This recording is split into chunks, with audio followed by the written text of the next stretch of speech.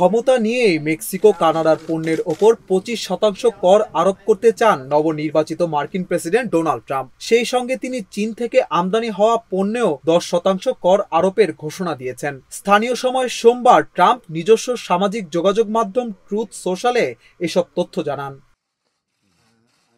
Double million offer Walton fridge কিনে পেতে পারেন 20 লক্ষ টাকা, রয়েছে কোটি কোটি টাকার নিশ্চিত উপহার। একটি পোস্টে তিনি বলেন, 20 জানুয়ারি প্রথম নির্বাহী আদেশে আমি মেক্সিকো এবং কানাডা থেকে মার্কিন যুক্তরাষ্ট্রে আসা সমস্ত পণ্যের ওপর 25% শুল্ক আরোপ করার জন্য প্রয়োজনীয় সমস্ত নথিতে স্বাক্ষর করব।